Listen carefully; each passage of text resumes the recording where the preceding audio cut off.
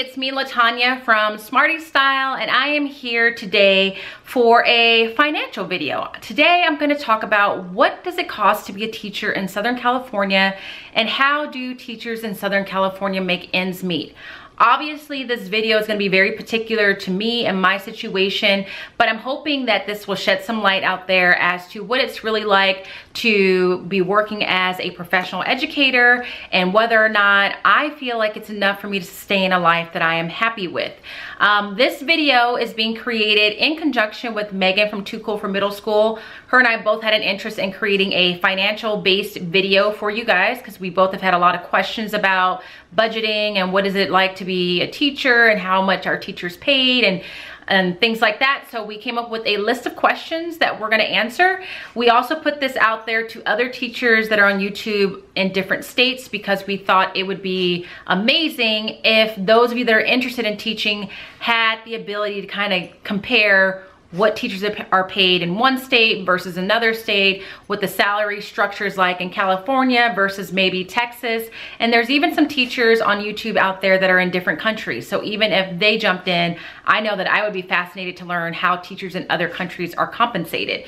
So the questions that I have, I'm going to answer them. I obviously won't get into like the real nitty gritty of how much money I make and how much money I'm spending because that's a little bit too personal, but I'll try and give you a sense of what my financial situation is in the hopes that it kind of helps you if you're someone that's debating teaching and whether or not you can afford it, or you're just curious about it, especially with teachers going out on strike in different states and why that might be the case for some states and not others. So without further ado, I'm going to get into these questions. Some of them are pretty quick and straightforward, and then some of them will require me to be a little bit more detailed in my explanation, but I will do the best that I can. So question number one is, what state do you live in? I live in California. I live in Southern California, about an hour outside of Los Angeles. How many members are in your immediate household? It's just me and my dog Genesis. Number three, are you a single or double income household? Well, currently Genesis is across the way taking a nap, which is what she does all day. She is not gainfully employed, so it is a single income household. Do I own or do I rent? I own this condo. I bought this condo 4 years ago with the assistance of my parents. They loaned me money for the down payment, so I am paying them back for that right now. I would not have been able to buy a house without that kind of assistance. And prior to that, I rented apartments in the area. Number five, what is your highest level of education? Does your education level affect your pay in your district? So I have a master's degree in education plus an additional 75 semester units that I took outside of my degree. And it does affect the pay in my district, and I'll go over that in just a second. Question six, how much did it cost for you to attain your degrees? Are you still paying for your education? In all honesty, I do not know the exact dollar amount that it cost me to get my bachelor's and my master's degree, nor do I want to know the true hard number because I think I would start crying. But I do know that it cost well over $75,000 for both degrees. With that being said, both schools that I went to for undergraduate and graduate school were private, and those typically are a lot more expensive. And for my undergraduate, I went out of state, and being an out-of-state student is always more expensive than being in-state. I don't really have any regrets about those two decisions because I really appreciate the experience and education that I got from both places. However, if you're someone out there, especially of college age or about to go to college, I think it's an outstandingly smart idea to go to your local community college, get your general ed requirements taken care of, and then transfer to a four-year university to finish out your degree. It's going to save you a lot of money. I didn't do that because I was very bent on graduating from high school and having a full college experience of moving in as a freshman, living in the dorms and all that. But if you opt to do what I just mentioned, going to community college first, it's very smart. Question number 7, how is your salary schedule structured? Starting point, max out salary, annual incremental increases, etc. So to put it in a nutshell, my district is on a salary schedule. There are 5 columns to our schedule, and the only way you can move from one column to the next is by increasing your education. The more education you have, the further to the right you move. And then there are steps that go down that start at step number 1 and end at 35. The steps are the equivalent to a year of service with the district.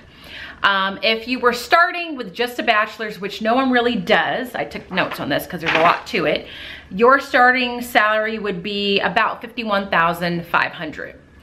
If you were starting and you had a bachelor's and you had a little bit more than that, but less than a master's degree, then your starting salary would be about $56,000, let's say. And if you were just starting out and you had your bachelor's plus your master's and you had some additional units after that, like I do, my master's in 75 units, then your starting salary would be $62,000.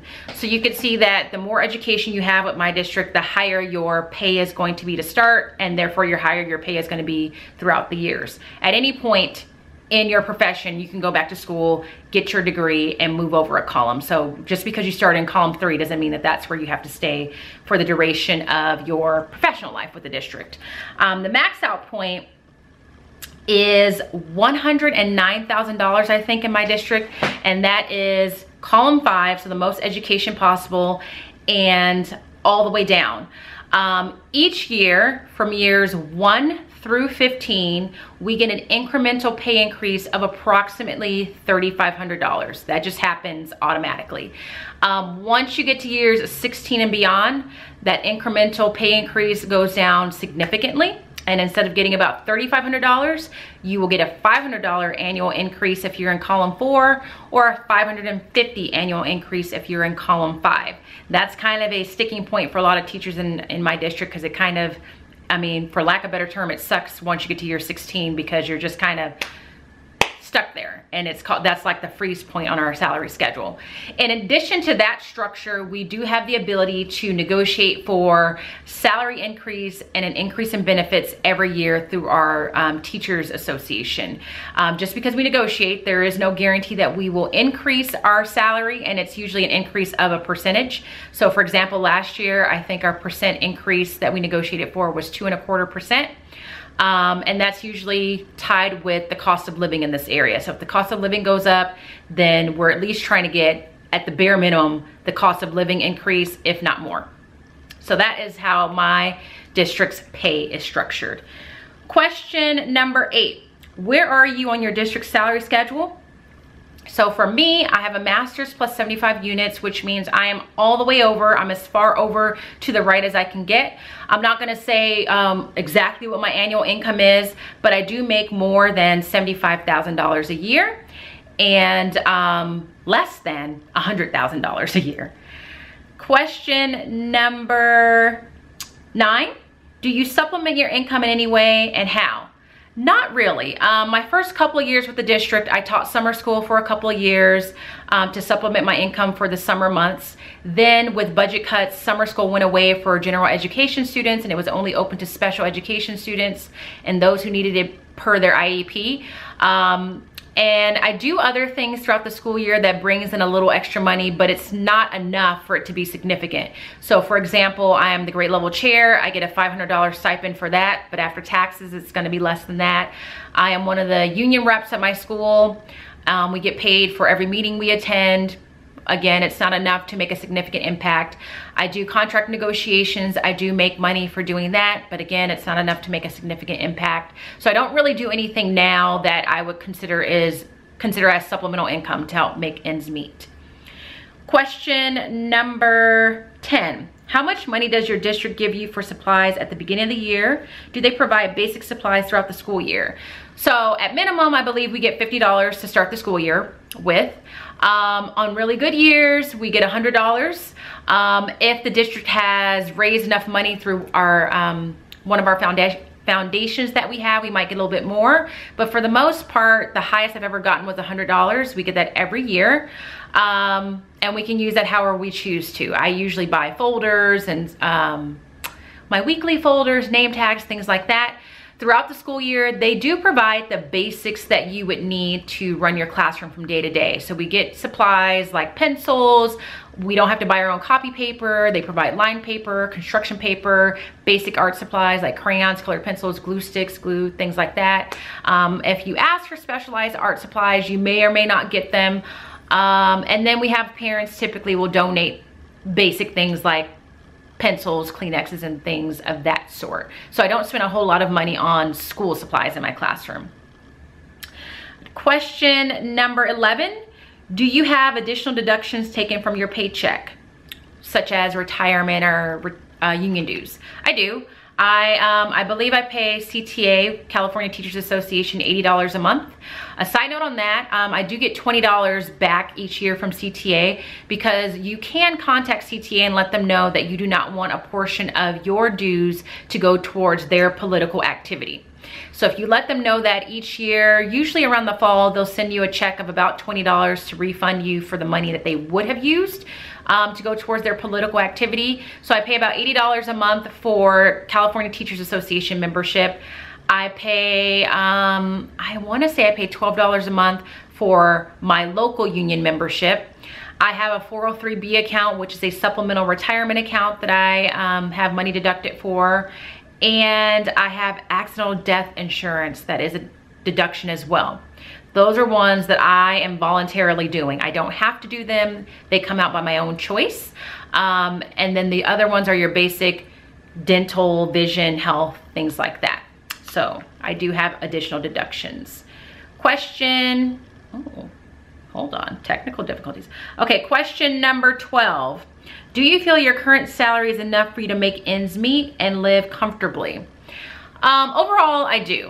When I sit down and think about the state I'm in right now, I have a home that I own. I have a car that is reliable. I'm able to pay my bills on a monthly basis. I'm able to go out, spend some time with friends, do a little shopping here and there without much problem. So in that regard, I do think that I live comfortably. I don't have to get a second job. I don't have to do anything extra to be able to pay my bills from month to month. So would I like to make more money? Of course. But am I making enough money to live a comfortable life for myself right now? Yes. Question, oh, there's two other questions that I wrote down on a separate sheet of paper. Or actually, no, I didn't. They're on my phone. Question, I guess this would be question number 12. Question number 12, how many months of the year do you receive a paycheck? So in my district, off the bat, your salary is based on a 10-month schedule. However, you can do a couple of things to change that. Option number 1 is I could go to my district office and say, I would like my 10-month salary to be divvied up over 12 months. So that means for the 10 months of the school year, when you get paid, they're gonna take a chunk of that check, put in their savings account, and then when July 1st comes, they're gonna pay you. And when August comes, they're gonna pay you. Either they pay you in July and August, or they just send you a lump sum in July. I'm not sure because I've never taken that route. Option number 2 is you can go to your credit union. So I go to Schools First Credit Union, and you tell Schools First, I want you to take out X number of dollars for each of my paychecks, and they will do that for you. They will put it into an interest-bearing savings account, and then when the summer comes, it's your responsibility to go down to the credit union and either take out some money in July and then in August, or you can take it all out at one time. That is the option that I choose. A, because it's an interest-bearing account. B, because I dictate how much money I want them to take. And C, if I'm in a bind, I have access to that money. Whereas with the district doing it, I do not have access to it, and it's not interest-bearing. Third option, which if you can do this, you're very fortunate, is you say, you know what, being paid on a 10-month schedule is fine. I don't need a paycheck in July or August. I don't know what that life is like, so I've never done that, but that's also an option. Question, I've lost track. This is now question number 14, maybe 13? I don't know. What are my major monthly expenses? So my major monthly expenses would obviously be my mortgage, my car payment, my car insurance, and my student loans. Everything else are things like utilities, credit card payments, gym memberships, And that's pretty much it. Those are the basic things that I'm paying for month to month. Then back to the other questions. I don't know what number we're on, so I'm just gonna say the next question is, are there any financial goals you are still working towards? Absolutely. My major financial goal right now is to pay off my credit cards. I don't know exactly how many credit cards I have. That doesn't mean I have a ton. It's just I've never not sit down and caught them. I've not sit down and counted them. I want to say I have maybe 4.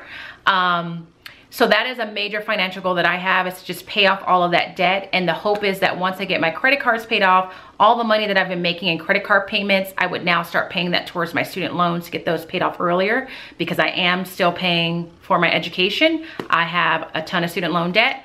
Secondly, I would like to get to a point in life where I can actually travel and have extra money to go to different parts of the world, different parts of the country even, have regular vacations and experience life in that way. I'm not there yet, but I'm working towards it. And then my battery's running out, so hopefully I can get this question. The last question is, what is a major financial piece of advice you would give to someone considering teaching, I think is the question.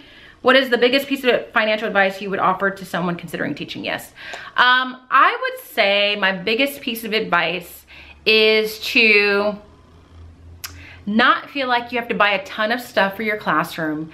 Be very careful of what you see on social media in terms of the things teachers are buying, the accessories teachers are buying, because that starts to add up really quickly.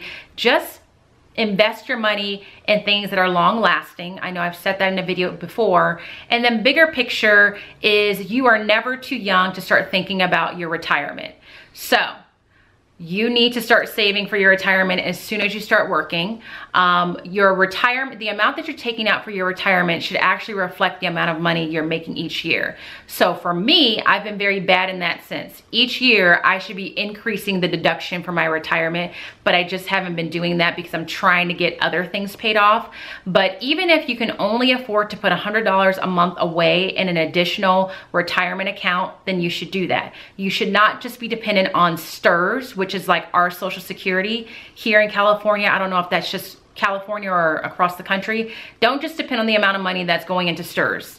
You need to be making sure that you're putting a supplemental amount away so that you can truly live comfortably in retirement. That is my ultimate goal. If I can't travel now because I'm a single girl trying to make it happen out here, then my goal is I'll at least be able to travel later on in life, if not in retirement. So that would be my biggest piece of advice. So that's it. My camera is about to die. If you're a teacher out there watching this, I really do hope that you participate in this conversation so that we can shed as much light as possible on what it's like to be a teacher in terms of how much we have to pay to be a teacher and how much we're making and how we manage ourselves so that we can live comfortably, or what we have to do to make ends meet if that's where you're at. So I hope you guys found this video helpful. I hope that it shed some light on this topic. If you have any questions or need clarification, leave a comment in the description box below. Give this video a thumbs up if it was helpful. Subscribe if you haven't already, and I will talk to you guys in the next video.